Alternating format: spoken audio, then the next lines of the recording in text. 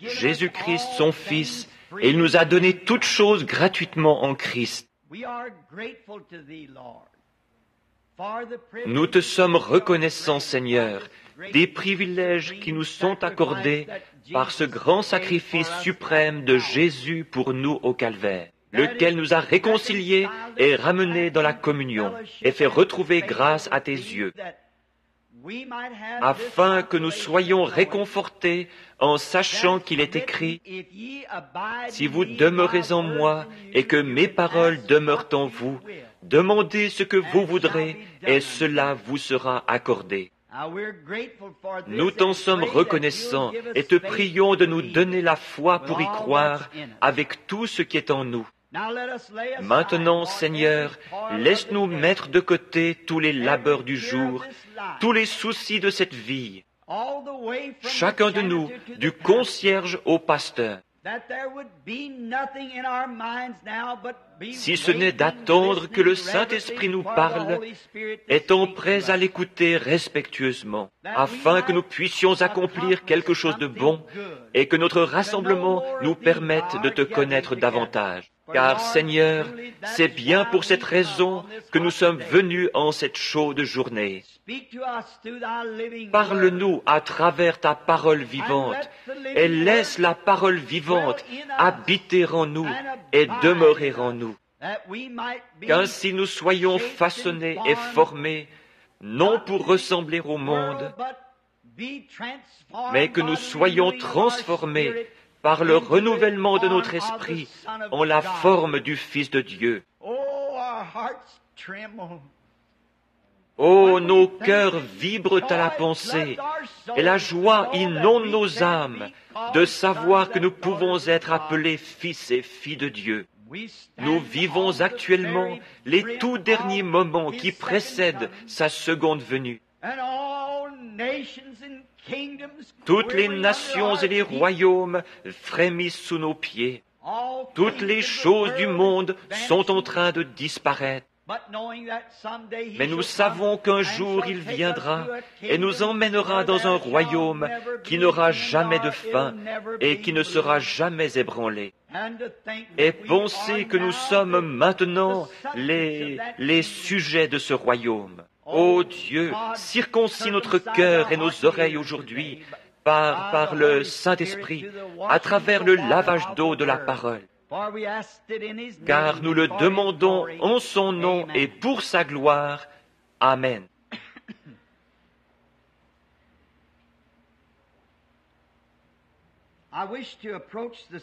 Ce matin, je souhaite aborder le sujet.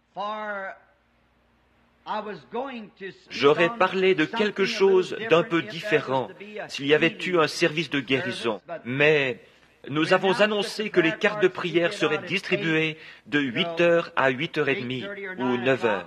Et Billy est venu à la maison il y a quelques minutes et a dit qu'il n'y avait presque personne ici. Il n'a donc pas distribué de cartes de prière. Ainsi, j'ai pensé prendre ce texte pour corriger l'Église. Et j'aimerais parler du sujet suivant, une Église séduite par le monde.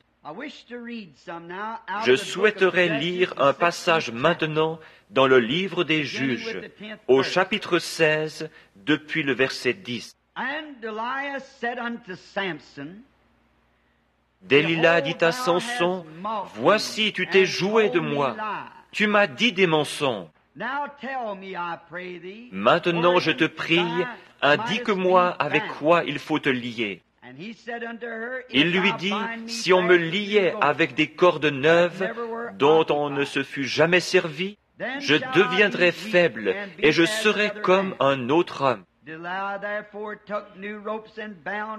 Delilah prit des cordes neuves avec lesquelles elle le lia. Puis elle lui dit, « Les Philistins sont sur toi, Samson. »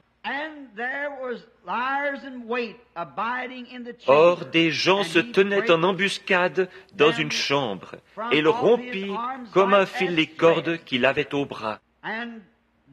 Delilah dit à Samson, « Jusqu'à présent, tu t'es joué de moi. Tu m'as dit des mensonges. Déclare-moi avec quoi il faut te lier. Il lui dit, tu n'as qu'à tisser les 7 tresses de ma tête avec la chaîne du tissu. Et elle les fixa par la cheville. Puis elle lui dit, les Philistins sont sur toi, Samson. Et il se réveilla de son sommeil, et il arracha la cheville du tissu et le tissu. Elle lui dit, comment peux-tu dire, je t'aime, puisque ton cœur n'est pas avec moi?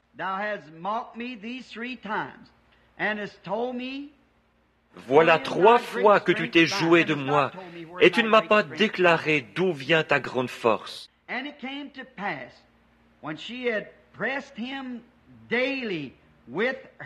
Comme elle était chaque jour à le tourmenter et à l'importuner par ses instances, son âme s'impatienta à la mort. Il lui ouvrit tout son cœur et lui dit, le rasoir n'a point passé sur ma tête, parce que je suis consacré à Dieu dès le ventre de ma mère. Si j'étais rasé, ma force m'abandonnerait, je deviendrais faible et je serais comme tout autre homme.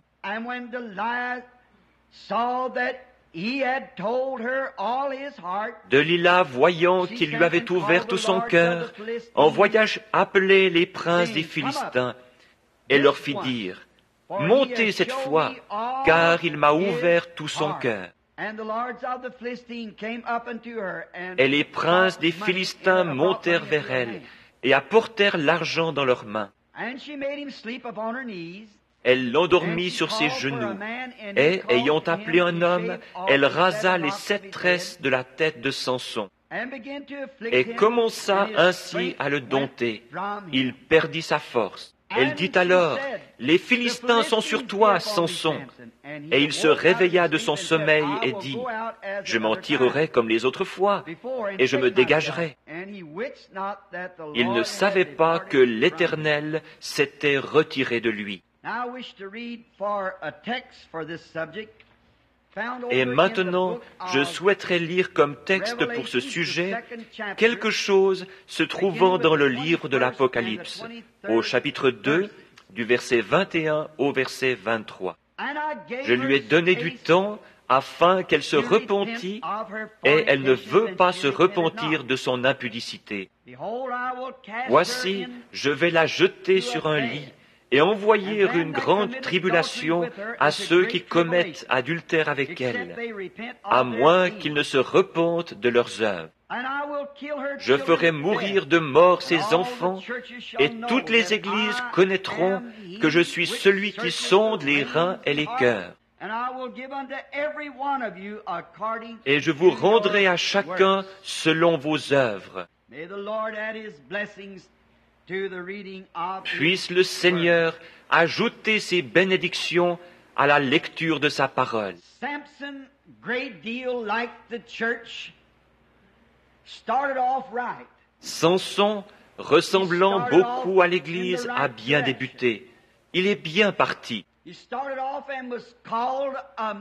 Au départ, il fut appelé un vaillant héros. Il commença en servant le Seigneur, en gardant ses paroles et en accomplissant ses commandements. Et c'était un peu semblable à l'Église.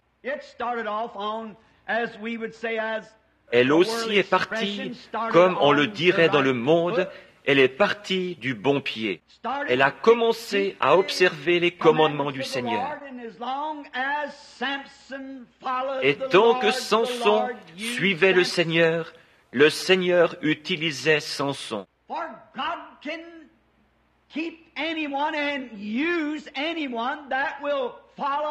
Car Dieu peut garder quiconque et utiliser quiconque le suivra, car c'est l'affaire de Dieu. Mais lorsque nous nous détournons et nous éloignons des choses de Dieu, Dieu ne peut plus nous utiliser. Lorsque fermement nous suivons les commandements de Dieu, lorsque nous restons dans les pages de la Bible et que nous adorons d'après la parole écrite, que nous l'adorons dans l'esprit et dans la vérité de la parole, alors Dieu peut utiliser n'importe quel individu. Mais lorsque l'idée lui vient de se détourner vers quelque chose d'autre, alors Dieu ne peut plus l'utiliser. Ainsi, Samson représente de façon bien remarquable l'Église d'aujourd'hui. Lorsque l'Église était à ses débuts, Dieu pouvait utiliser l'Église, car l'Église marchait diligemment selon les commandements du Seigneur. Elle observait toutes ses ordonnances et ses lois. Elle mettait en pratique tous ses commandements. Et Dieu était avec l'Église.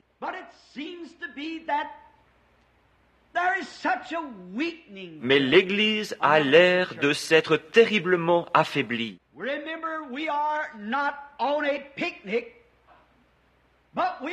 Rappelez-vous, nous ne sommes pas à un pique-nique, nous sommes sur un champ de bataille. Bien des gens pensent qu'une fois devenus chrétiens, ils ont fait tout ce qu'il fallait, qu'alors le problème est réglé pour toujours, et que, parce qu'ils sont devenus chrétiens, tout ira comme sur des roulettes. Ne vous mettez jamais cela en tête. Car si je suis devenu chrétien, c'est pour combattre le bon combat de la foi. Si je suis devenu chrétien, c'est pour aller au front.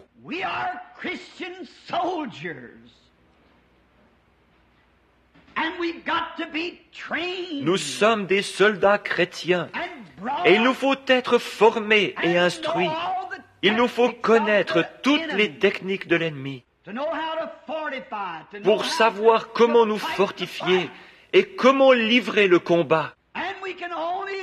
Et nous ne pouvons le faire qu'au fur et à mesure que le Saint-Esprit nous le révélera. Nous ne pouvons pas prendre ce que d'autres nations nous disent lorsque nous allons à la guerre, prendre certaines de leurs idées.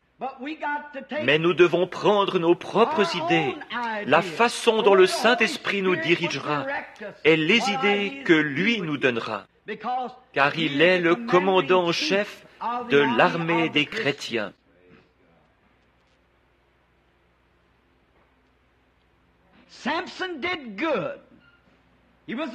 Samson faisait son chemin.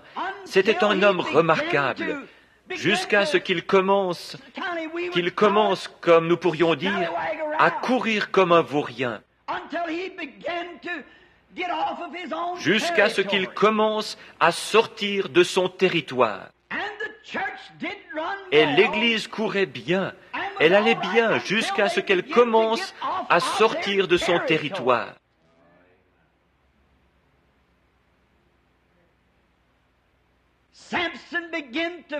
Samson a commencé à flirter. Et il ne flirtait pas avec des jeunes filles israélites, mais il a commencé à flirter avec des jeunes filles des Philistins.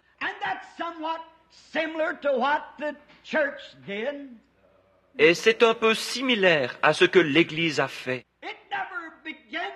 Elle n'a pas commencé à faire la cour aux siens, mais elle est partie vers les incroyants. Et elle a commencé à flirter avec les incroyants.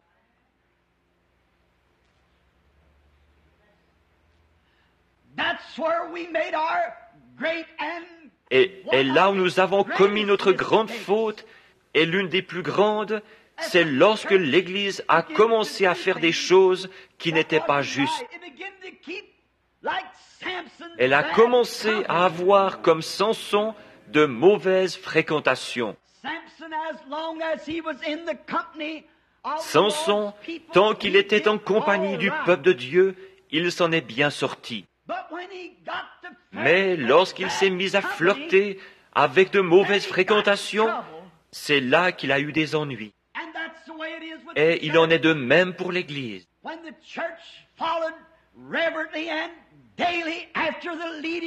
Quand l'Église suivait chaque jour respectueusement la conduite du Saint-Esprit, Dieu les bénissait, et des miracles, des signes et des prodiges suivaient l'Église. Mais lorsqu'elle a commencé à avoir de mauvaises fréquentations avec le monde, l'une des pires choses qu'elle ait jamais faites, et la première chose qu'elle a faite, c'est qu'elle s'est mise à s'organiser, brisant la communion avec les autres croyants, parce qu'elle avait découvert que les nations étaient organisées.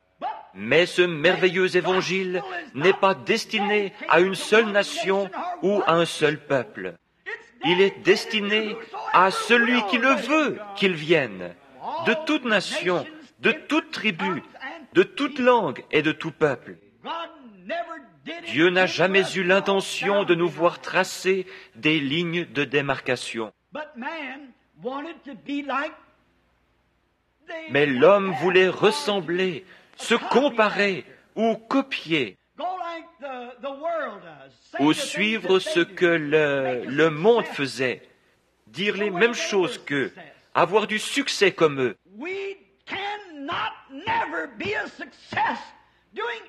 Jamais nous n'aurons de succès à faire quoi que ce soit comme le monde.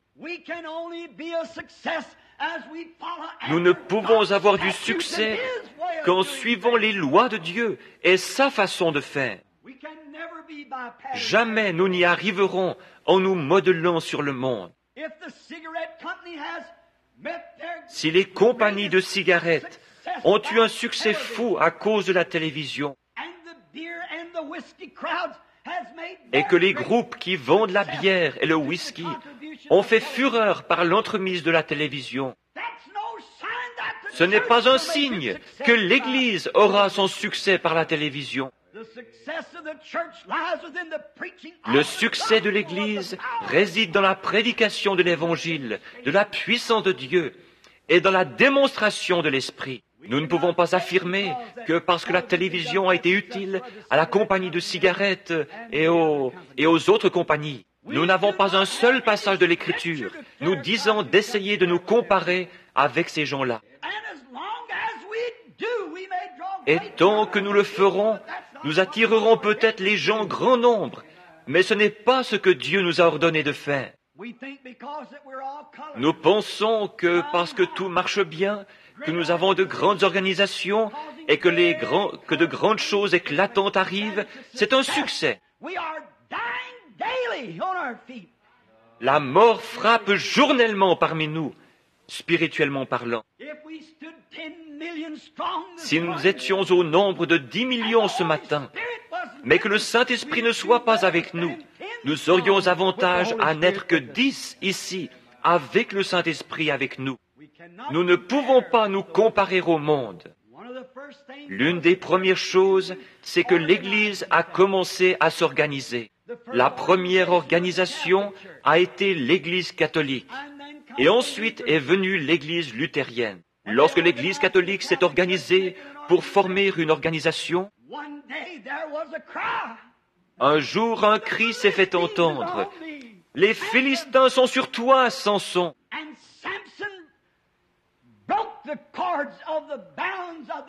Et Samson a brisé les cordes des liens de l'Église catholique.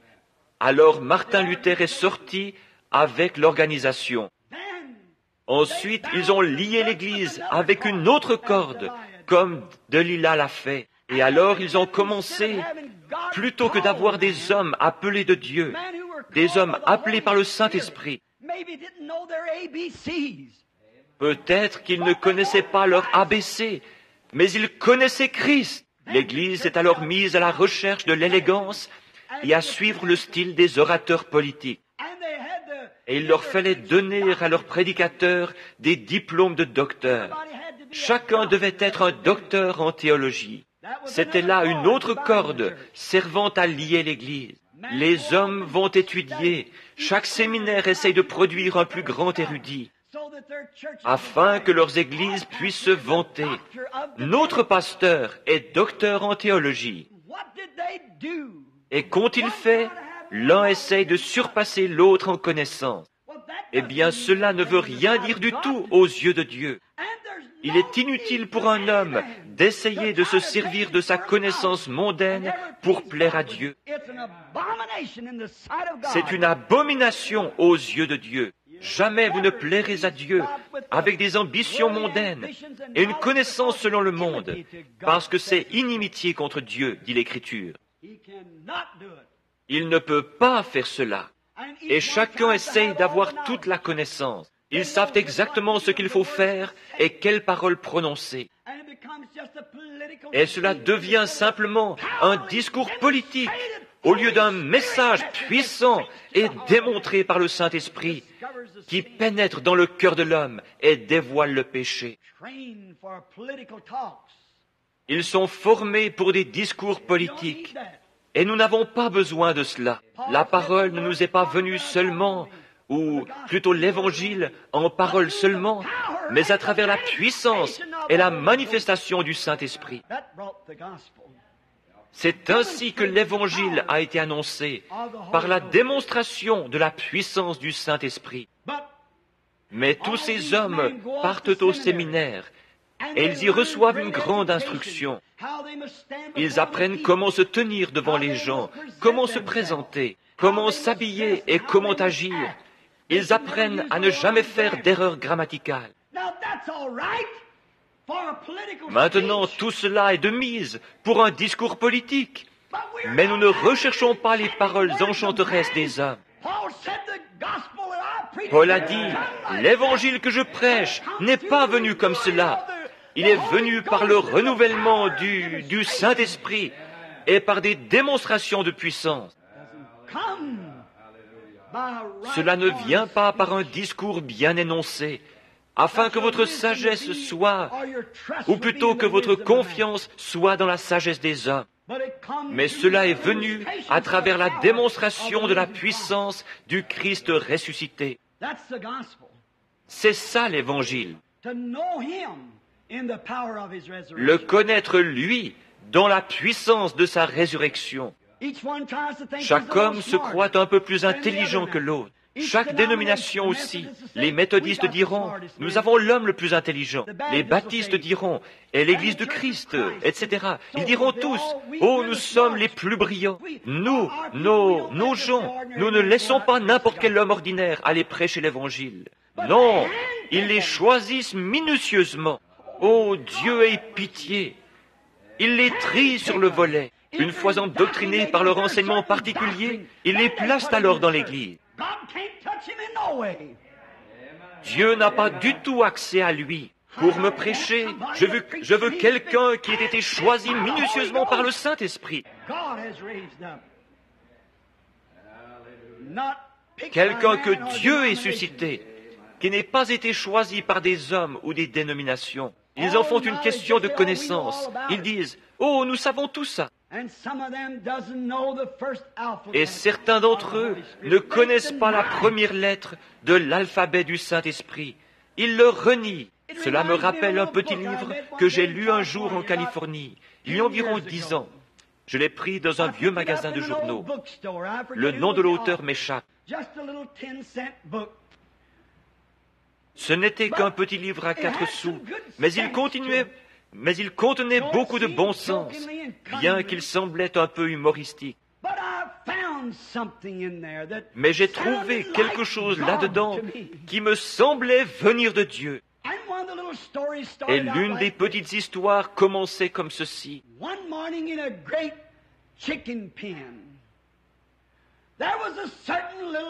Un matin, dans un grand poulailler, il y avait un certain petit coq qui pensait posséder toute la connaissance qu'on pouvait bien avoir. Le voilà donc qui s'envole sur une caisse et commence à taper avec son petit bec contre la caisse. 4 ou 5 fois, il renverse la tête un peu en arrière et commence à chanter comme vous n'avez jamais entendu un coq chanter. Il attire ainsi l'attention des autres. Et dit alors, « Mesdames et messieurs de ce poulailler, j'aimerais vous parler à tous ce matin d'un formidable programme éducatif que nous venons d'élaborer. Il m'a fallu beaucoup d'études et de connaissances, ajoute-t-il en ajustant ses petites lunettes sur son bec. Et j'en suis venu à la conclusion que nous, poulets, nous pourrions améliorer notre condition par davantage de connaissances. Laissez-moi donc vous dire ceci. Si nous creusons, si nous travaillons dans un certain enclos, dans un trou précis, nous y trouverons une certaine vitamine qui nous fera chanter mieux et avoir un plus beau plumage. Et oh, je peux vous dire comment nous pouvons améliorer notre condition de bien des façons différentes. Et ces jeunes poulettes, avec leurs petites crêtes rouges, gloussaient et disaient « N'est-il pas un chéri ?» en s'extasiant devant lui. Oh, c'est un coq si brillant! Cela me rappelle certains de ces prédicateurs de séminaire. C'est un homme si brillant. Rien ne nous oblige à rester là avec le reste des poulets. Nous devrions tous le suivre. Eh bien, avant même que le petit bonhomme puisse terminer son discours, un autre petit poulet, dont le plumage n'était pas aussi éclatant, arrive en trombe de l'autre côté de la basse-cour et dit « Un instant, les amis, je viens d'écouter le dernier bulletin d'information à la radio. Le prix des poulets a augmenté de 4 cents la livre. Nous allons tous à l'abattoir demain. À quoi donc va servir votre connaissance? Frère, toute la connaissance que nous pouvons accumuler, à quoi sert-elle? Nous sommes 1,80 m de terre. Chaque minute qui passe, nous mourrons tous de quelques centimètres. Notre connaissance ne signifie rien. Nous voulons le connaître lui, mais c'est ce qu'ils font.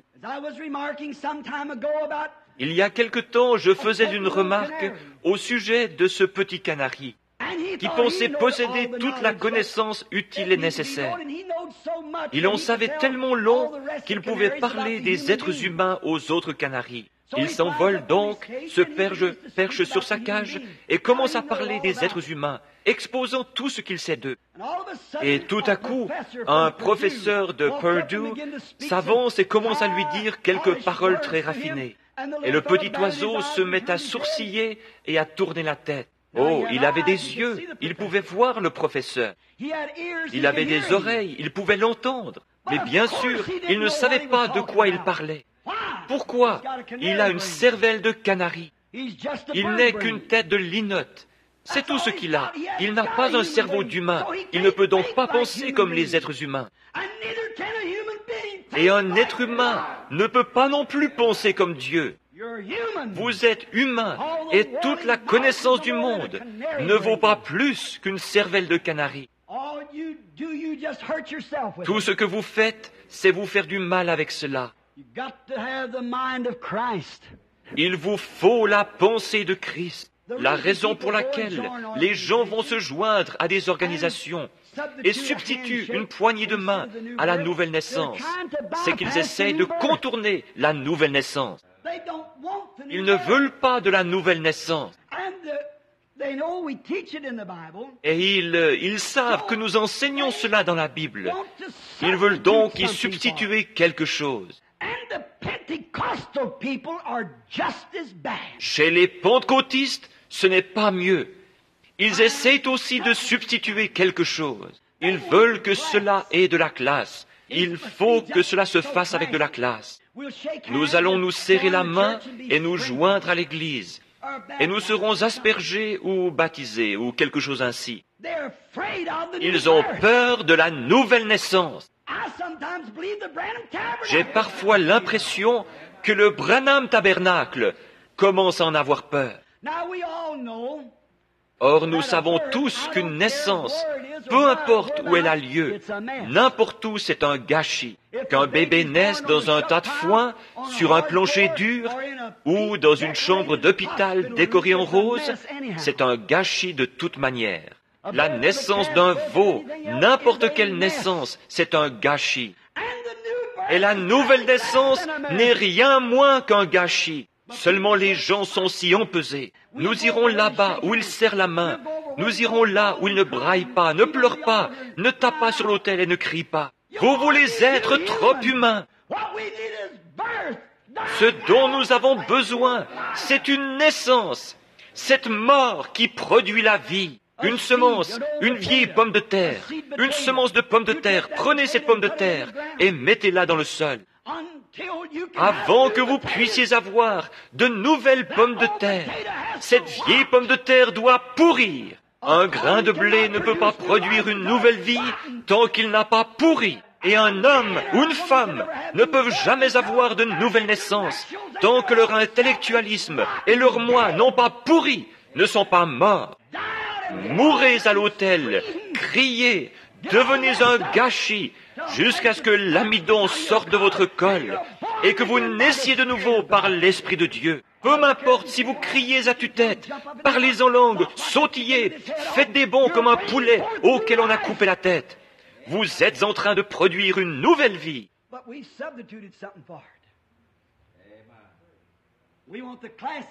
Mais nous y avons substitué quelque chose. Nous voulons la façon distinguée. C'est vrai. L'autre jour, c'était vendredi, mon épouse et moi sommes allés au magasin.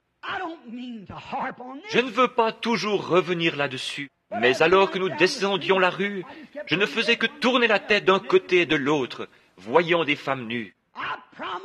J'ai promis à Dieu, lorsque j'étais aveugle, que s'il guérissait mes yeux, je regarderais les choses correctes. Je garde une petite croix suspendue dans ma voiture.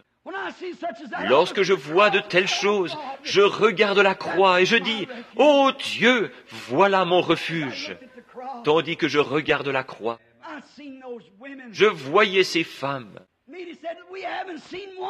Mesdames a dit, « Nous n'avons pas vu une seule femme portant une jupe aujourd'hui. » Et elle m'a dit, « Bill, regarde cette femme-là, avec ses petites bretelles autour du haut de son corps. Tu ne vas pas me faire croire que cette femme ne sait pas que c'est mal. Si elle ne sait pas que c'est mal, alors elle a perdu l'esprit. » J'ai dit, « Minute, chérie, c'est une Américaine. Elle fait ce que font les Américains. » J'ai dit, « Je me trouvais en Finlande il n'y a pas longtemps, ma chérie, et je contestais quelque chose là-bas auprès d'un homme qui m'a remis en place, le docteur Manninen. Et nous nous rendions à ces bains pour la santé qu'on appelle sauna. Ils vous font entrer, puis ils versent de l'eau chaude sur des pierres brûlantes. Oh, et cela vous fait transpirer. Ensuite, ils vous font sauter dans de l'eau glacée et en ressortir. On vous conduit ensuite dans une pièce où là, des infirmières, des femmes, frictionnent les hommes, et ceux-ci sont nus, et les renvoient ensuite dans la piscine. Je refusais d'y entrer. J'ai dit, « Docteur Manninen, c'est mal. » Il a dit, « Bon, d'accord, révérend Branham, c'est mal. Mais alors qu'en est-il de vos médecins américains qui déshabilleront une femme complètement et la feront s'étendre sur une table pour examiner chacun de ses organes sexuels? »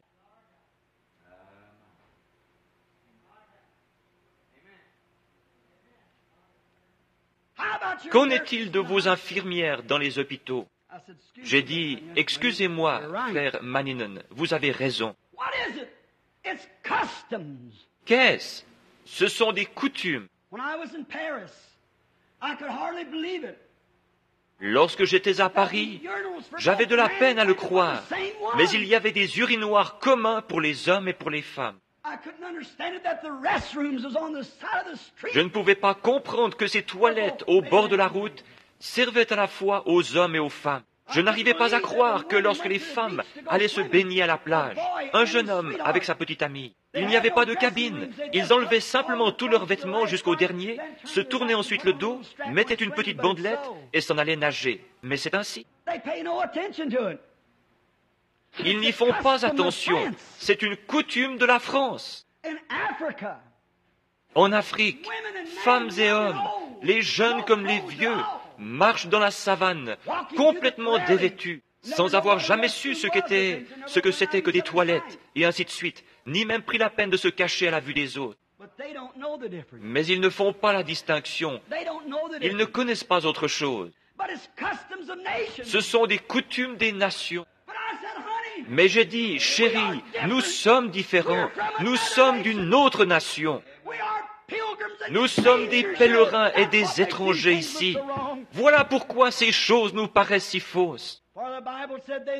Car la Bible dit que ceux qui professent de telles choses montrent qu'ils sont pèlerins et étrangers et qu'ils cherchent une cité qui est à venir.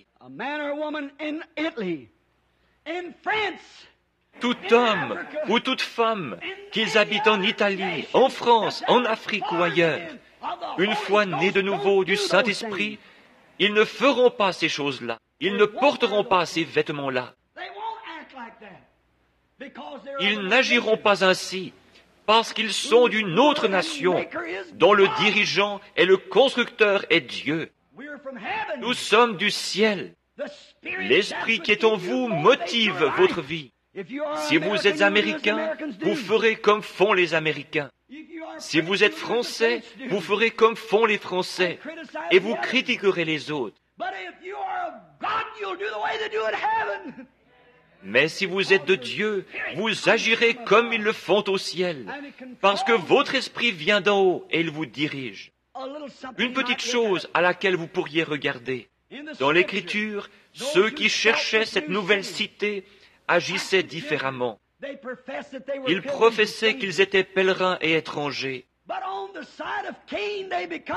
Ceux du côté de Caïn sont devenus des fugitifs et des renégats, tandis que les chrétiens étaient des pèlerins et des étrangers. Un fugitif n'a pas de chez soi. Un renégat est un affreux individu. Mais un pèlerin, c'est quelque chose de réel. Il vient d'un pays véritable, d'une autre nation, et il essaie de trouver son chemin pour rentrer chez lui, démontrant par sa vie qu'il est différent, qu'il vient d'un autre pays. Voilà pourquoi il agit ainsi. Mais pourtant, ces gens qui agissent ainsi, ces gens qui portent ces choses, laissez-moi vous raconter quelque chose. En Afrique du Sud, j'ai vu 30 000 païens, des indigènes complètement nus. J'ai vu des jeunes filles de 16, 18, 20 ans, des garçons nus comme des vers, se tenant là, avec de la boue sur le visage et tout bariolé, avec des os leur traversant le nez et des morceaux de bois suspendus à leurs oreilles, et avec des os humains se croisant, ou des os quelconques se croisant dans leurs cheveux, des dents d'animaux suspendus à leur corps, nus comme ils sont venus au monde, et ils ne le savaient pas. Mais lorsqu'elles ont reçu Christ, qu'elles sont tombées la face contre terre et ont reçu le Saint-Esprit, elles se sont levées, ont croisé leurs bras sur leur poitrine pour cacher leur honte, et se sont ensuite éloignées et ont trouvé des habits avec lesquels se vêtir. Pourquoi? Ils étaient devenus des pèlerins et des étrangers pour ce monde. Alléluia! Ils s'en étaient éloignés. Oui, monsieur. Oh oui, ces gens se déclarent chrétiens. Ils appartiennent à des églises. Ils s'en vont disant, nous sommes méthodistes, nous sommes baptistes, nous sommes pentecôtistes, nous sommes adventistes du 7e jour, nous sommes ceci ou cela. Cela n'a rien à voir. Votre esprit, la vie qui est en vous, c'est ce qui motive et révèle ce que vous êtes. Jésus a dit, c'est à leurs fruits que vous les reconnaîtrez. L'Église est devenue comme Israël l'était au commencement. Ils ont vu que toutes les nations païennes avaient un roi, mais Dieu était leur roi. Ils ont vu que les nations païennes avaient un roi. Ils ont donc voulu faire comme les nations païennes, et ils se sont achetés un roi. Et en faisant cela, ils se sont attirés des ennuis. Petit à petit, il a commencé à entrer. Petit à petit, le monde a commencé à s'infiltrer en eux. Finalement, cela a abouti en Akab. Un roi s'en approchant un petit peu plus, encore un petit peu plus, et finalement, cela a fait sortir la vie qui était en eux. Ils ont continué ainsi, et lorsque le vrai roi est venu, ils ne l'ont pas reconnu. Et c'est ce que l'Église a fait. Elle a adopté, c'est ça, elle a adopté la politique, l'éducation, elle a adopté les organisations, la société, les grosses églises, des prédicateurs au style pompeux. Et lorsque le vrai roi vient, ils ne le reconnaissent pas. Ils sont en train de crucifier le Saint-Esprit, celui-là même qui est le roi. Ils ne le reconnaissent pas, mais il rit de lui et se moque de lui. Ce que les Juifs ont fait à leur Messie, l'Église est aussi en train de le faire à son Messie. Ils ne le savent pas. Ils manquent de perspicacité spirituelle, étant tellement endoctrinés par ce qui frappe leurs yeux, par les apparences, des bâtiments imposants, essayant de se comparer au monde. Il ne nous est pas du tout demandé de nous comparer au monde. Il nous est demandé de nous humilier, et une personne équivaut à la majorité en Dieu. Et aujourd'hui, dans le monde, parmi les évangélistes qui parlent de la guérison divine, il y a une telle rivalité, une telle concurrence. L'un dira, « Oh, Dieu soit béni, j'ai eu tant de milliers, j'ai eu une plus grande réunion que vous. » Qu'est-ce que cela peut faire? Que nous en ayons 1 ou 1 million, qu'est-ce que ça peut bien faire? Sommes-nous fidèles à Dieu? Sommes-nous fidèles à sa parole? Supportons-nous le test auquel nous sommes soumis par le Saint-Esprit? Est-ce vrai? Voilà l'essentiel. Mais nous faisons des compromis avec la Bible. Beaucoup de nos pentecôtistes font des compromis quant aux doctrines fondamentales de cette Bible. Mon but n'est pas de vous blesser, seulement je suis dans ma propre Église. Et j'estime que je peux faire ce que dans mon Église parce que je prêche l'Évangile. Mais il y a des dizaines de milliers de prédicateurs pentecôtistes qui savent qu'il n'existe pas dans la Bible une chose telle que le baptême au nom du Père, Fils et Saint-Esprit. Je lance un défi à l'archevêque ou à quiconque de me montrer où une seule personne a déjà été baptisée dans le nom de Père, Fils et Saint-Esprit. Mais ils font des compromis parce que leurs organisations en ont fait. Il n'y a pas une seule personne dans le Nouveau Testament, et pendant les 300 ans qui ont suivi, d'après l'histoire, qui ait été baptisée autrement que dans le nom de Jésus-Christ. Qu'est-ce? L'organisation. C'est ce qui a fait cela, faisant des compromis. Et aujourd'hui, ils ont arrêté de témoigner dans les rues. Ils ont retiré le tambourin de l'Église. Ils ont enlevé toute la gloire de l'Église. Et ils ont de la prédication de séminaire, la prédication d'un petit coq, très raffiné dans la société. Et leurs femmes qui portent des shorts et des robes dans lesquelles elles sont moulées.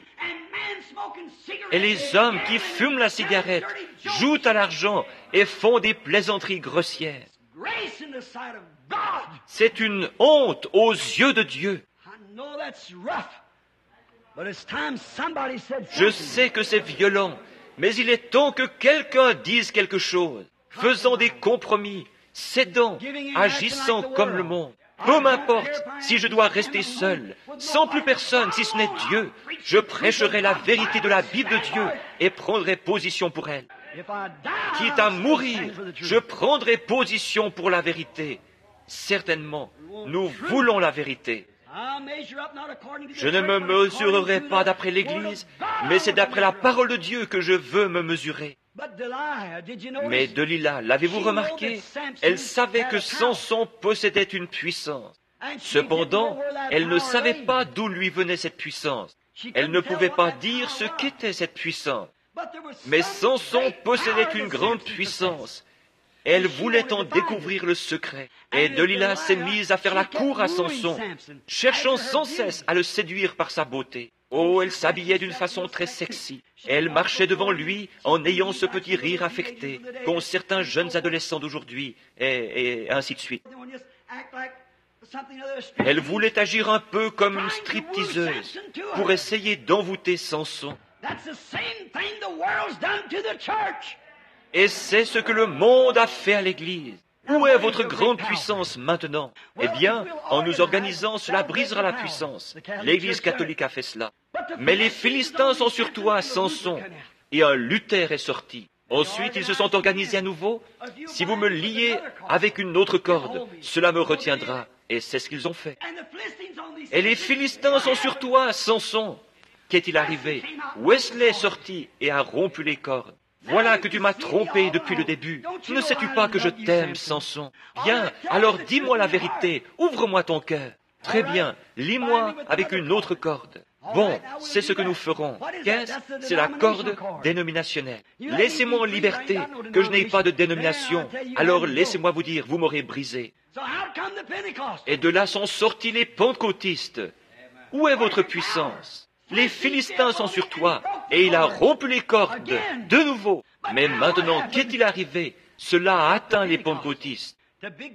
Ils ont des docteurs en théologie comme pasteurs, de grands hommes. Ils ont autant d'instructions et de rituels que les méthodistes, les baptistes et tous les autres. Lorsque vous allez dans une église, vous ne pouvez pas entendre un seul amen. Ils sont aussi froids qu'un tas d'Esquimaux venant directement du pôle Nord. Froids, indifférents. Et maintenant, les Philistins sont sur toi, Samson. Les Philistins sont sur toi, Amérique. Où est cette unité d'esprit? Où est l'unité de la Pentecôte? Les assemblées de Dieu et l'Église unie, et l'Église de Dieu et celle-ci et celle-là, chacune avec un isme différent, celle-ci avec ceci et celle-là avec cela. Nous sommes si désunis qu'on peut aller dans une ville pour y tenir des réunions de réveil, et si elles sont placées sous le patronage d'une des églises, les autres n'y assisteront même pas. Les communistes sont sur toi, Amérique. Où est notre puissance? Où est notre gloire? Qu'y a-t-il? C'est que nous avons recherché la sagesse des hommes plutôt que la sagesse de Dieu. Oh, nos prédicateurs sont devenus si raides, si empesés. Ils nous ont organisés si bien que nous sommes empesés et endurcis, au point que les gens qu'on n'entend plus personne pousser un cri de joie dans l'église. On n'entend jamais personne pleurer. Le banc des pénitents a été descendu au sous-sol. Il n'y a plus de gloire dans l'église. Tout ce que nous faisons, c'est rester assis aussi raide que possible.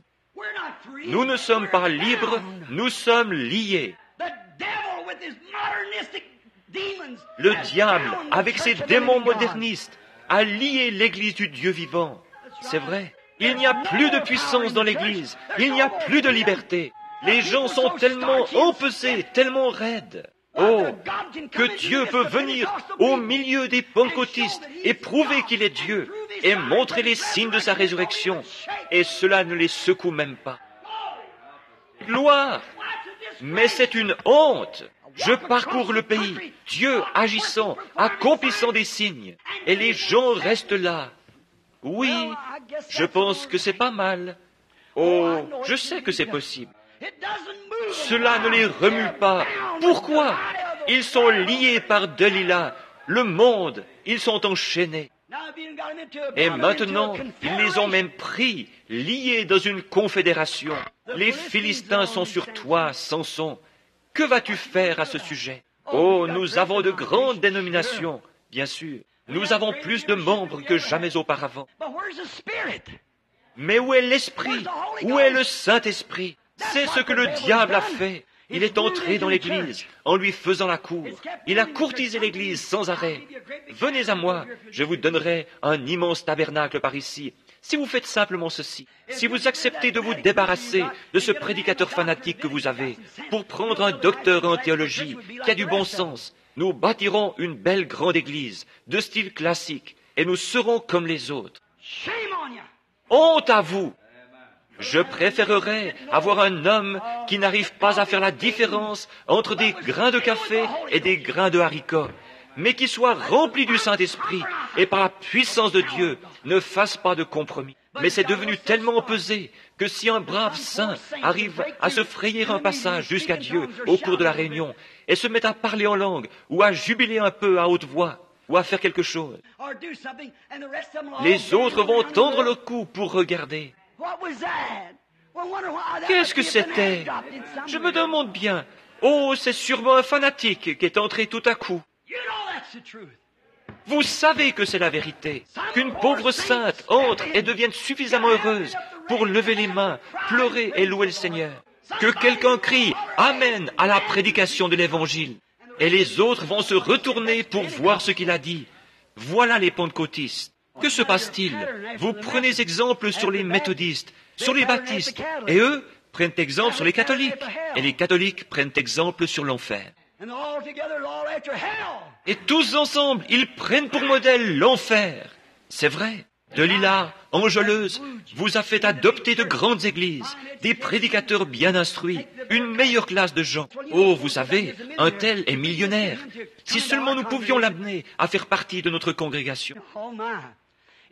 Oh là là, s'il n'est pas né de nouveau, il ne mérite pas d'être là. Peu m'importe qu'il ait $1 million, qu'il possède 40 Cadillacs, tout ce qu'il peut posséder. Il doit naître de nouveau, venir à la nouvelle naissance, être régénéré par le Saint-Esprit. Et ensuite, il doit sortir de là, né de nouveau, la morve-au-nez, excusez-moi, pleurant et criant, et se conduisant comme les autres, pour ensuite vivre une vie qui prouvera qu'il l'a reçue. Amen. C'est ce qu'il vous faut. Samson, les Philistins sont sur toi. Les communistes sont sur toi. Le monde est sur toi. Le diable est sur toi. Ils s'en retournent après avoir vu l'Esprit de Dieu accomplir des miracles et faire des choses témoignant de sa résurrection, comme Jésus l'a promis, et disent « Oh, vous savez, je pense que Frère Branham a beaucoup de télépathie mentale. Mon pasteur a dit que c'était du diable. » Vous, pauvres infidèles, hypocrites pleins d'illusions, aux manières toutes raffinées, vous louant vêtements de brebis. Jésus a dit, si vous m'aviez connu, vous auriez connu mon jour. Mais vous avez un groupe de Saül qui essaie de vous rendre comme le reste du monde. Nous voulons un groupe d'hommes de Dieu qui ne font pas de compromis avec la parole, mais qui prêchent la vérité et qui s'appuient entièrement sur le baptême du Saint-Esprit. Mais qu'est-ce que le monde a fait? Il vous a enlevé toute votre puissance. Vous êtes nés naziréens, vous de la Pentecôte, mais il n'y a pas de doute, le monde vous a enlevé votre puissance. Et maintenant, c'est tout aussi empesé que les autres. Qu'allons-nous faire? Que va-t-il arriver? Il y a une chose glorieuse à laquelle je puis penser pour terminer ce texte. Pendant que Samson était lié, nous ne pouvons pas avoir de réveil. Écoutez notre loyal frère Billy Graham. Un réveil en notre temps. Écoutez crier Oral Roberts. Un réveil en notre temps. Écoutez les autres. Un réveil en notre temps. Comment pouvons-nous avoir un réveil alors que nous sommes liés? Nous avons lié le Saint-Esprit avec nos organisations et nos traditions. Et nous ne pouvons pas avoir de réveil du Saint-Esprit. Amen. Je sais que c'est brûlant comme le temps, mais c'est la vérité. Comment pouvons-nous avoir un réveil du Saint-Esprit alors que vous êtes si liés et si empesés? Une forme de piété, c'est ce que la Bible a dit qu'ils auraient. Une forme de piété, mais reniant ceux qui ont fait la force. La force de quoi? La force de l'organisation? La force du monde? La force de l'Église? La force du Saint-Esprit, c'est le secret de l'Église. Et lorsque l'Église adopte des prédicateurs instruits et de grands bâtiments et ses parures, au lieu du Saint-Esprit à l'ancienne mode, il ferait mieux de retourner dans le petit local de réunion. Amen, c'est vrai. Comment pouvez-vous avoir un réveil du Saint-Esprit alors que les gens l'étouffent, le lient et en ont peur? Voilà le fond du problème. Les Philistins sont sur toi, mais la seule espérance bénie que nous possédons, c'est que, pendant que Samson était en prison, première chose qu'ils ont faite, lorsqu'ils l'ont attrapé, ils l'ont d'abord lié, ils ont enlevé sa puissance, ils ont trouvé son secret, ils ont trouvé votre secret. Le monde a découvert votre secret. Maintenant, vous, femmes, vous coupez tous vos cheveux, et cela est comme le monde. Et vous, hommes, vous commencez à agir tous comme le monde. On se permet de faire des plaisanteries grossières, d'aller fumer quelques cigarettes, et de sortir avec les épouses des voisins, et tout le reste comme cela, et de boire un petit verre avec les autres, afin de garder son emploi. Je préférerais rester couché à plat ventre, et manger du pain sec, et boire de l'eau plate, et rester propre et pur devant Dieu, plutôt que de faire des compromis pour avoir un quelconque travail. C'est vrai. C'est juste, restez fidèle à Dieu. Samson, les Philistins sont sur toi. Branham Tabernacle, la mondanité est en train de s'introduire parmi vous. Qu'avez-vous fait? Avez-vous exposé votre secret? Avez-vous exposé ce secret que Dieu vous a donné lorsque vous rouliez là dans la sciure il y a quelques années? L'avez-vous laissé vous échapper et être remplacé par une adoration sociale et cérémonieuse? Que vous est-il arrivé? Dieu peut descendre, accomplir un miracle, traverser tout l'auditoire, disant aux gens les secrets de leur cœur et tout, et guérir les malades et les affligés, et accomplir des signes et des prodiges, et prêcher sa parole avec force par le Saint-Esprit. Et les gens diront, eh bien, c'est pas si mal. Nous aimons bien entendre ça de temps en temps, si nous ne sommes pas trop fatigués. Ça, c'est le Branham Tabernacle. Les Philistins sont sur toi. Dire que dans le passé, lorsque la parole était prêchée, les vieux saints, les larmes aux yeux, se levaient et se mettaient à marcher en sanglotant. Peut-être sans dire un seul mot, mais ils allaient, venaient simplement, 2 ou 3 fois, puis se rasseyaient. Ils étaient tellement remplis du Saint-Esprit. La parole les nourrissait. L'homme ne vivra pas de pain seulement, mais de chaque parole qui sort de la bouche de Dieu. Les Philistins sont sur toi, Branham Tabernacle. Les Philistins sont sur vous, pentecôtistes. Bien sûr, les Philistins vous ont attrapé, vous les autres. Il y a longtemps déjà, lorsque vous vous êtes organisés si serrés, que rien ne pouvait entrer, à moins d'être soit presbytérien, baptiste, méthodiste, catholique ou quelque chose comme ça. Vous ne vouliez rien avoir à faire avec les autres. Ainsi, en réveillant notre temps, comment pouvons-nous l'avoir, alors que celui qui normalement donne le réveil est lié par le monde? Dieu n'entrera pas là où se trouve le monde, vous pouvez en être sûr. Si vous fréquentez le monde, alors c'est terminé. Lorsque vous laissez le monde s'infiltrer et que vous vous mettez à agir comme le monde, alors vous êtes fini. Mais lorsque vous couperez tous les liens, toutes les chaînes du monde, et que vous viendrez à Dieu, alors Dieu vous utilisera jusqu'à ce que vous vous remettiez à flirter. Mon seul espoir ce matin, pour terminer mon message, le voici. Pendant que Samson était lié, une nouvelle chevelure a poussé. Ô Dieu, envoie-nous une autre Église juste avant la fin des temps. Une Église telle que la puissance du Saint-Esprit puisse la pénétrer dans la démonstration de l'Esprit et que Marc 16 puisse accompagner l'Église.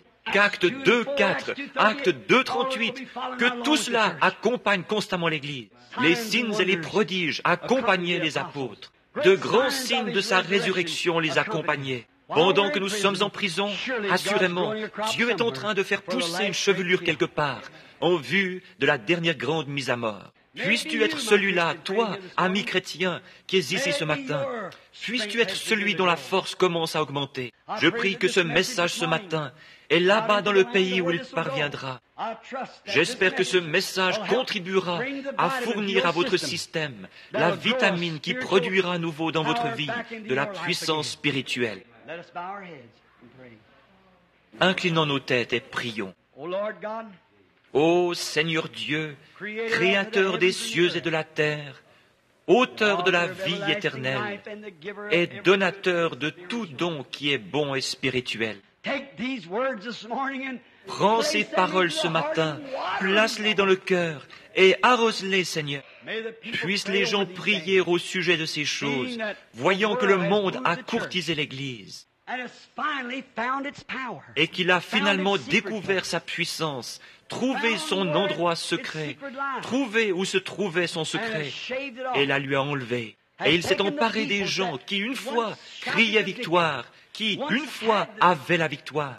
Et il les a complètement dépouillés, si bien qu'ils restent à la maison le mercredi soir pour regarder un programme à la télévision. Il a retiré la joie de leur cœur et leur a donné davantage d'amour pour le monde qu'ils n'en ont pour Dieu. Il leur a donné plus du monde plus de désir pour les distractions mondaines qu'ils n'en ont pour la prédication de l'Évangile. S'il n'y a pas un grand orchestre et beaucoup d'amusement, d'excitation et de distraction, ils ne veulent plus du vieil Évangile, qui amène des larmes de joie à l'âme, qui ramène la guérison divine, qui redonne les dons apostoliques à l'Église, qui fait intervenir le Christ ressuscité, le Messie de ce jour-ci. Mais ainsi qu'Israël a été lié par ses rois, afin qu'ils ne puissent pas suivre le vrai roi.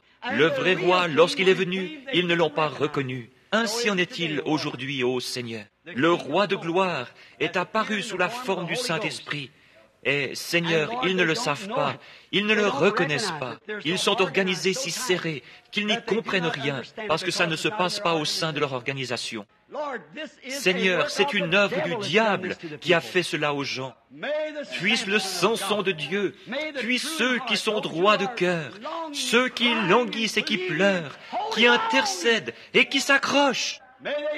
Puisse-t-il tenir bon, Seigneur, jusqu'à ce que cette nouvelle chevelure ait poussé, jusqu'à ce que réapparaisse la joie en Sion, et qu'apparaisse un groupe capable de reconnaître et de comprendre, de voir le Messie et les puissances cachées au monde, qu'ils ne sont pas à même de comprendre présentement. Accorde-leur, Seigneur, de voir ceci, car nous le demandons au nom de Jésus. Amen.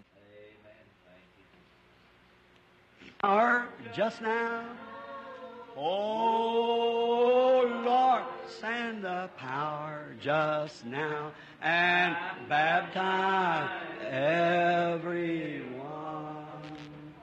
They were in the upper chamber. They were all with one accord. When the Holy Ghost descended, that was promised by our Lord. Oh, Lord, send your power just now. Oh, Lord, send your power just now. Oh, Lord, send the power just now and baptize everyone.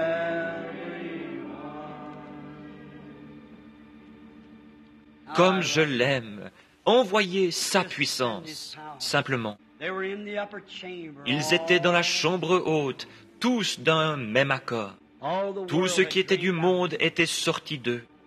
Ils étaient complètement vides et le Saint-Esprit est venu. Aujourd'hui, ils disent, venez vous joindre à l'Église, mettez votre nom dans le livre. Ou alors, inclinez-vous et dites, je confesse Christ comme le Fils de Dieu.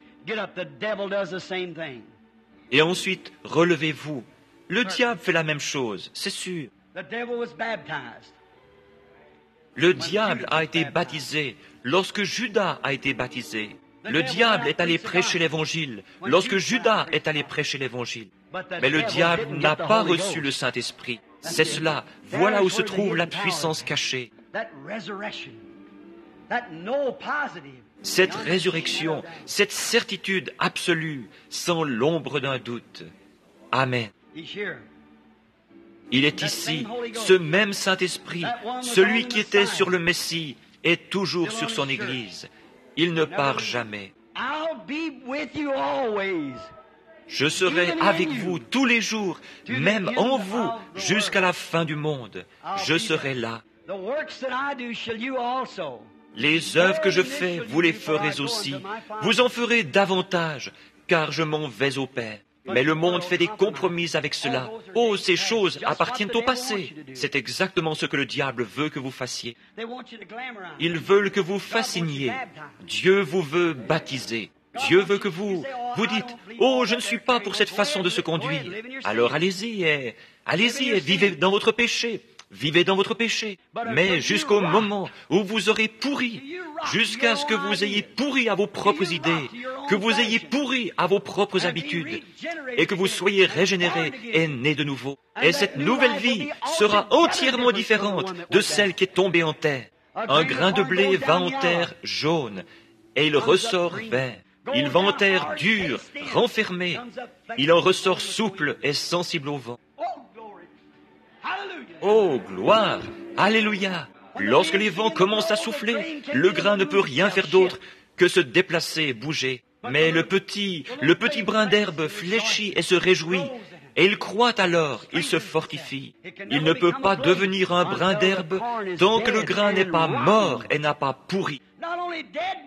Non seulement mort, mais pourri.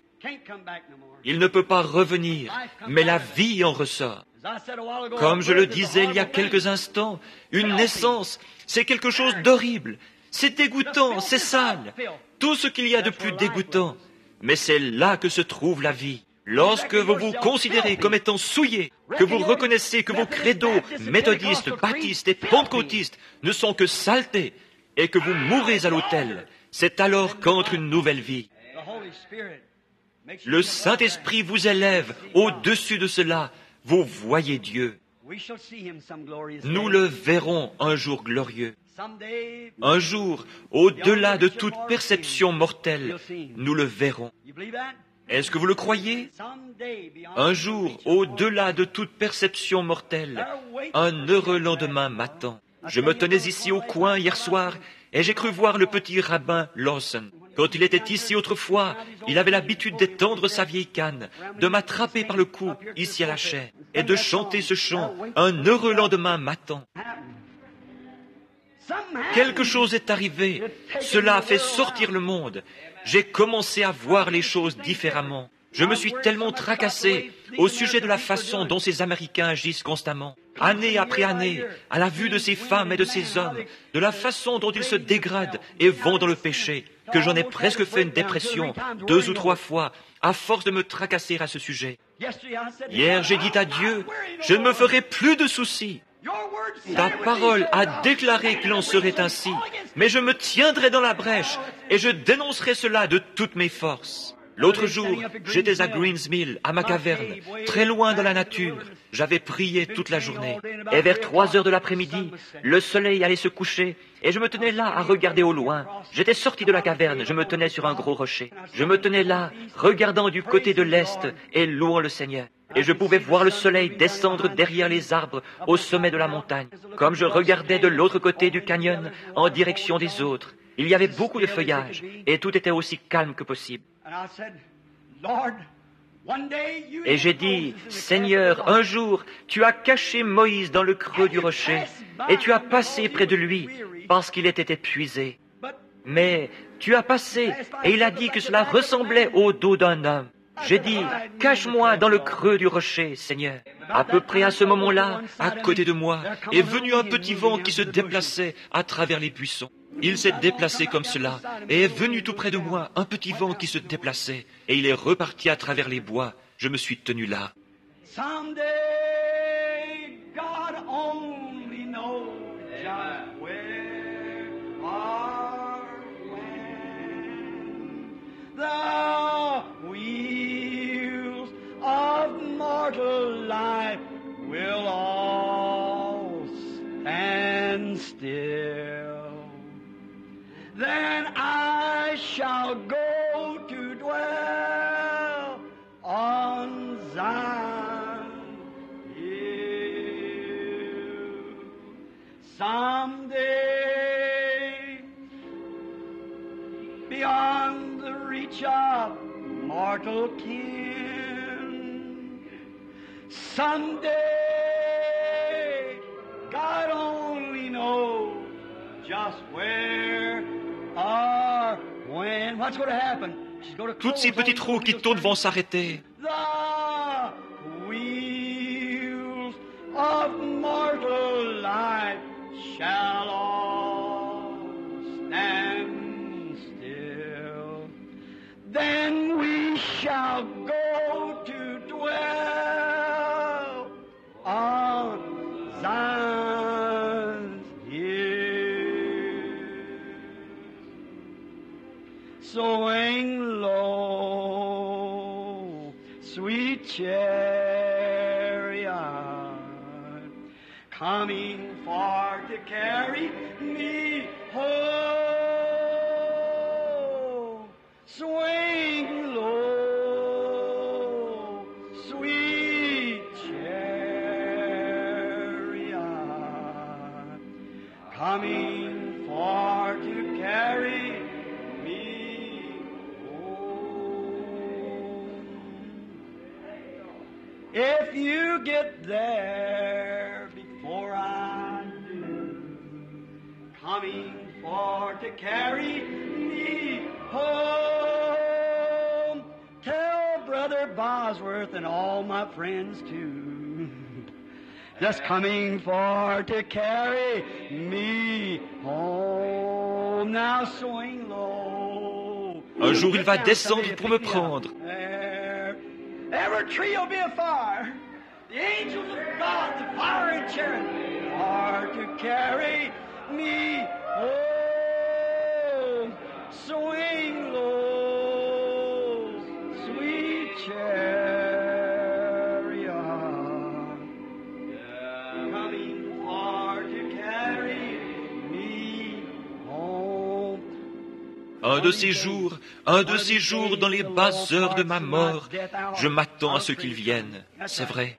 I looked over Jordan. What did I see? Coming for to carry me home. Comme le vieil Élie qui regardait au-delà du Jourdain. A band of bright angels coming after me. They were coming for to carry me home. Swing low, get down low, sweet chariot, coming for to carry me home. Swing low, sweet chariot, coming for to carry me home. Le Seigneur Jésus, le conducteur béni de ce char, le pilote de ce vieux bateau de Sion, le bateau de la vie, est en train de se déplacer à travers le bâtiment. Il se fait entendre, sa présence est ici. Le Saint-Esprit lui-même, qui l'a ressuscité de la tombe, est ici. Étant donné qu'ils n'ont pas distribué de cartes de prière, y a-t-il quelqu'un ici qui vienne de l'extérieur, que je ne connaisse pas, qui soit ici pour que l'on prie pour lui? Levez la main, que je ne connais pas. Levez la main si je ne vous connais pas. Vous là, je crois que le jeune homme là-bas, avec la moustache, quelqu'un a levé la main dans cette direction. Vous l'avez fait. Est-ce que vous avez levé la main? Très bien. Là derrière, vous, monsieur, très bien. Vous m'êtes tous étrangers? Est-ce que ce même Seigneur Jésus, le berger du troupeau, est ici? Croyez-vous que ses promesses sont vraies, qu'il oint son Église, et que les œuvres que je fais, vous les ferez aussi? Vous en ferez même de plus grandes, car je m'en vais à mon Père. Davantage? Le croyez-vous? Avez-vous levé la main pour montrer que vous ne me connaissez pas? Croyez-vous que Dieu peut me dire ce qu'il y a dans votre cœur? Qu'il peut me parler comme il l'a fait pour la femme qui a touché son vêtement? Croyez-vous qu'il est le souverain sacrificateur qui peut compatir à nos infirmités? Si Dieu me révèle votre état, croirez-vous que je suis son prophète? Croirez-vous que sa présence est ici et que c'est la raison pour laquelle il le permet? Vous êtes en train de prier pour votre femme. Elle a une hanche fracturée, une hanche disloquée, c'est vrai. Si c'est vrai, levez-vous. Très bien. Alors allez et trouvez-la en bonne santé. Amen. Qu'en est-il de vous, là derrière, ce jeune homme qui s'est levé, qui avait la moustache? Croyez-vous de tout votre cœur? Croyez-vous que Dieu peut me dire quel est votre problème? Croyez-vous que votre fils guérira? Vous le croyez? Vous avez un garçon et il est atteint de paralysie cérébrale. C'est vrai. Vous n'êtes pas... C'est depuis le Kentucky. Si c'est juste, levez la main. Je ne vous connais pas, n'est-ce pas? Si oui, levez la main comme ceci pour montrer que nous ne nous connaissons pas. C'est vrai. Faisons confiance à Dieu. Croyez-vous? Comme vous le croyez, retrouvez votre garçon comme vous le croyez. Simplement, mettez-vous sur votre cœur. Qui ici avait levé la main pour montrer que je ne... Était-ce vous? Très bien, monsieur. Croyez-vous que je suis le prophète de Dieu? Vous le croyez de tout votre cœur? Vous n'avez pas besoin de vous lever. Restez simplement comme ça. Très bien, monsieur. Votre problème, c'est que vous êtes atteint du diabète et vous avez mal aux pieds à cause de cela. Vous venez de l'Ohio. Vous vous appelez monsieur Miller. Rentrez chez vous et portez-vous bien. Très bien. Croyez de tout votre cœur. Très bien. Vous le croyez? Si vous pouvez le croire. La dame qui est assise ici, avez-vous levé la main? Cette dame de forte corpulence, avec les lunettes. Croyez-vous de tout votre cœur? Vous le croyez? Vous croyez que je suis le serviteur de Dieu? Vous le croyez? Très bien. Si Dieu peut me dire quel est votre problème, croirez-vous? Vous souffrez du cœur. Très bien, levez la main si c'est juste. Très bien. La dame à côté de vous s'est levée. Ce n'est pas votre cœur, ce sont plutôt vos yeux. Je la connais. Très bien. Si tu peux croire. Et là derrière, l'homme juste à côté, lui aussi, il souffre du cœur. Et il a également une maladie de la peau. Croyez-vous que Dieu peut vous guérir? Vous le croyez, monsieur? Il y a un homme là, quelque part, qui a levé les mains, qui ne... Monsieur Schubert. Très bien, monsieur. Très bien. Croyez-vous? C'est pour vos yeux aussi, n'est-ce pas? Vous priez pour votre mère, qui est aussi assise là. Si c'est juste, levez la main. Nous sommes étrangers. N'est-ce pas juste? Faites signe de la main. Faites-vous signe de la main. Très bien. Si vous pouvez croire, vous pouvez recevoir. Jésus-Christ, le ressuscité, est dans le bâtiment. Il est le même. Quel effet cela a-t-il sur vous? Avez-vous laissé le monde vous soutirer toute votre force? Gloire! Je veux une nouvelle naissance. Je veux une nouvelle vie. Peu m'importe de quelle façon cela vient. Si je dois être un holy roller, ce qui signifie saint qui se roule par terre, lorsque l'esprit le saisit, un genre d'exalté, ou quoi que ce soit, peu m'importe de quelle façon cela vient, je veux le vrai Saint-Esprit, celui qui est sur moi en ce moment, je veux le garder. Je préférerais l'avoir plutôt que toutes les choses du monde. Amen. Croyez-vous qu'il est ici? Alors imposez-vous les mains les uns aux autres.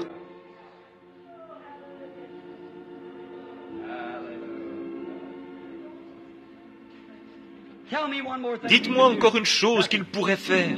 Rien. Ayez foi maintenant. Croyez que c'est terminé. Seigneur Dieu, Créateur des cieux et de la terre, auteur de la vie éternelle, et donateur de tous les dons qui sont bons. Ton esprit est ici, et son onction est tellement forte, Seigneur, qu'on dirait que le bâtiment est en train de respirer, sous l'effet d'un mouvement de va-et-vient. Pourquoi les gens ne peuvent-ils pas comprendre, Seigneur?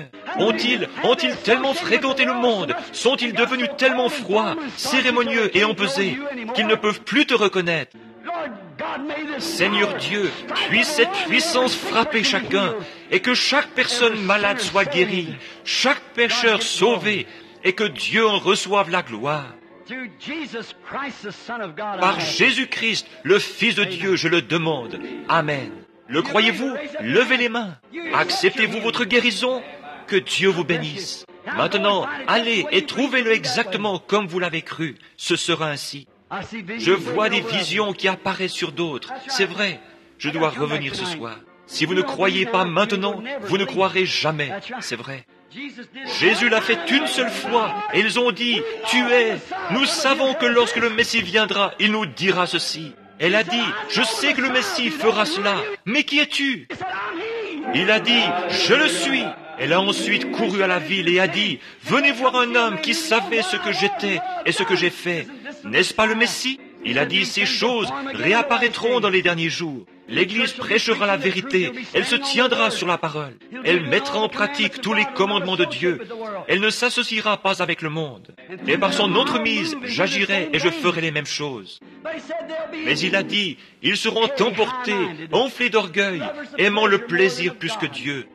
Déloyaux, calomniateurs, ayant l'apparence de la piété. Très religieux, allant à l'église, ayant l'apparence de la piété, mais reniant ceux qui ont fait la force. Éloigne-toi de ces hommes-là. Vous, les gens, où que vous soyez dans l'église, vous qu'il vient d'interpeller, la vision m'a quitté. Si ce que j'ai dit était la vérité, et que je ne savais rien à ce sujet, levez les mains partout, dans toute l'église, partout. Voyez-vous, je ne les connais pas, je ne les ai jamais vus, mais le Saint-Esprit est ici et il les connaît. Ne pouvez-vous pas voir que ce n'est pas moi? Écoutez, s'il me confie cela, il me confiera la vérité de la parole, parce que la vérité peut seulement venir par la parole. Repentez-vous chacun et soyez baptisés au nom de Jésus-Christ pour le pardon de vos péchés, et vous recevrez le don du Saint-Esprit, car la promesse est pour vous, pour vos enfants, et pour tous ceux qui sont au loin, en aussi grand nombre que le Seigneur notre Dieu les appellera. Le croyez-vous? Il va y avoir un service de baptême dans un instant. Inclinons nos têtes. Je vais demander au pasteur de prier pendant qu'il se prépare pour le baptême. Je pense qu'il va y avoir un service de baptême. Très bien.